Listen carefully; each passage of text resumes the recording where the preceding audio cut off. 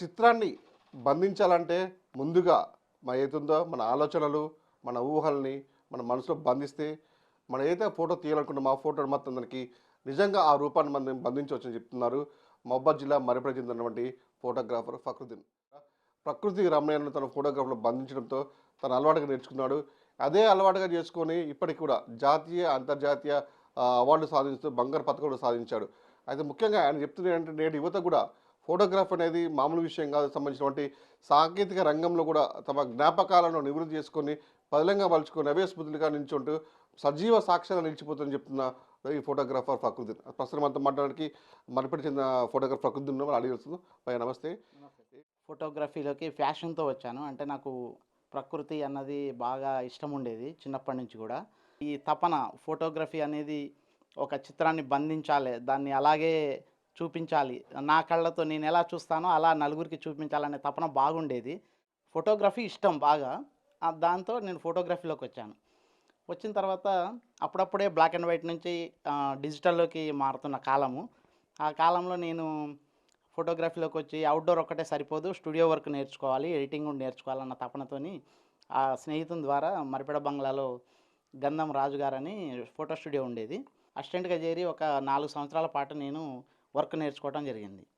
Digital work అది నేర్చుకోవటం జరిగింది. అప్పటికి నేను పెళ్ళిళ్ళకెళ్ళటము, ఫంక్షన్స్‌కెళ్ళటము అలా మొదలైంది నా ప్రయాణము. నా లక్ష్యం ఏముండే ఆర్ట్ ఫోటోగ్రఫీ. ఆర్ట్ ఫోటోగ్రఫీ చేయాలని బాగా ఇంట్రెస్ట్ అన్నట్టు. అంటే మనం ఒక దృశ్యాన్ని చూసినప్పుడు లైటింగ్ ఇప్పుడున్న కండిషను 5 నిమిషాల తర్వాత మారిపోతుంది. అదంత తర్వాత అంత అందంగా కనపడకపోవచ్చు. నా లెవెల్‌లో రకరకాలుగా జరిగే వర్క్‌షాప్స్‌లలో పాల్గొన్నాను. చాలా వర్క్‌షాప్స్‌లలో. అందులో కూడా స్పాట్ కాంపిటీషన్స్‌లో అవార్డ్ రావడం జరిగింది.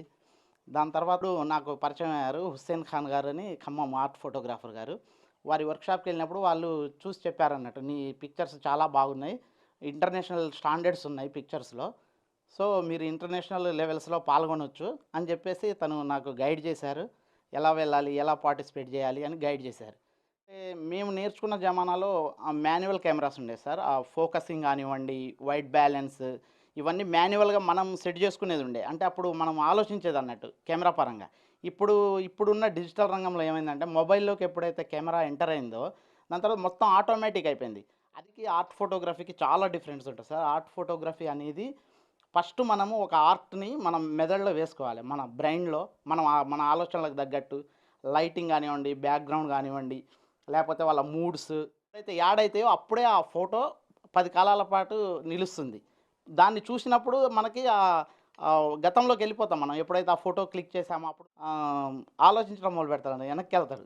అది చాలా హ్యాపీగా ఉంటది సార్. ఒక్కోసారి పాత ఫోటోలు చూసినప్పుడు. ఫోటోలు అనేటివి కూడా సజీవ రూపాలుగా మనకి గతంలో అంటే ఎప్పుడూ నెమరు వేసుకునే విధంగా గత సాక్ష్యాలుగా ఉంటాయి. అలాంటప్పుడు మీకేమనిపిస్తుంది? హ్యాపీగా అనిపిస్తది సార్. అప్పుడు బ్లాక్ అండ్ వైట్‌లో మేము ఫోటో క్లిక్ చేసి దాన్ని బ డార్క్ రూమ్‌లోకెళ్ళి మనము డెవలప్ చేసి చూసేది.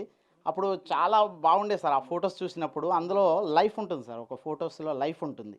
ఇండియాలో ఉన్న కల్చర్స్ చాలా రకాల కల్చర్స్ ఉంటాయి సార్. నాకు తెలిసి వేరే ఏ దేశంలో ఉండవు మన దగ్గర ఉన్న కల్చర్స్. సో, ఈ కల్చర్స్ మీద నేను బాగా ఆకర్షితుడై ఫెస్టివల్స్ చూడండి. ఫెస్టివల్స్ ఒక్కొక్క చోట ఒక్కొక్క రకంగా జరుగుతుంటది. మన సౌత్ ఇండియాలో మేము మొన్న కులశేఖరపట్నం అని ఎళ్ళాము తమిళనాడులో. అక్కడ ఫెస్టివల్ డిఫరెంట్‌గా ఉంటది సార్ దసరా.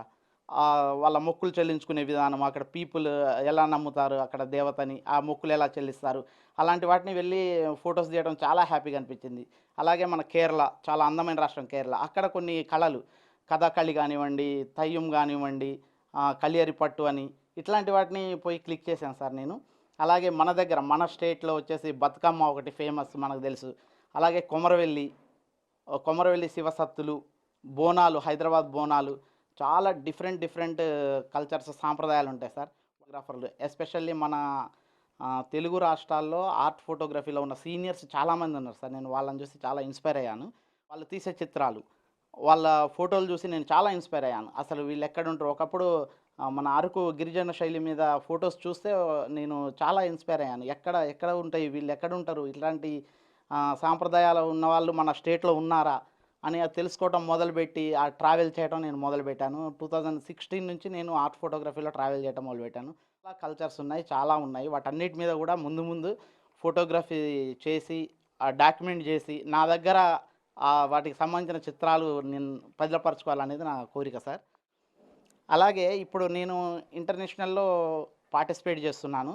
మన ఇండియాకి సంబంధించి అత్యుత్తమమైన సంస్థ ఫెడరేషన్ ఆఫ్ ఇండియన్ ఫోటోగ్రఫీ.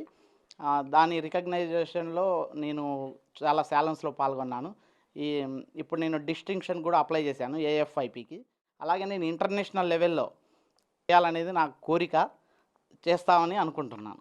నమ్ముతున్నాను. మొత్తానికైతే బతుకు తెరుగు నేర్చుకున్నటువంటి సంబంధించినటువంటి ఈ ఫోటోగ్రఫీని ప్రకృతి రమణీయ అందాలను తమ కెమెరాలో బంధించుకొని సంబంధించినటువంటి గత ఎవరైతే ఉన్నారో గత స్మృతులను గత జ్ఞాపకాలను భద్రపరుచుకొని వాళ్ళకి అందించడం నాకు ఎన్నో తృప్తి ఉందని చెప్తున్నారు. అట్ ద సేమ్ టైం తనకు సంబంధించినటువంటి ఫోటోగ్రఫీ వృత్తిలో కూడా ఇప్పుడు వస్తున్న యువత కూడా తను ఒక స్ఫూర్తిదాయకంగా నిలుస్తున్నాడు. రాబో రోజుల్లో కూడా జాతీయ అంతర్జాతీయ స్థాయిలో పాటు ఇంటర్నేషనల్ కూడా వెళ్ళి అనేక పథకాలు సాధించి యువత కూడా ఒక మార్గదర్శకంగా నిలవాలని చెప్పేసి తన కోరికని చెప్తున్నాడు ఫోటోగ్రాఫర్ ఫక్రుద్దీన్.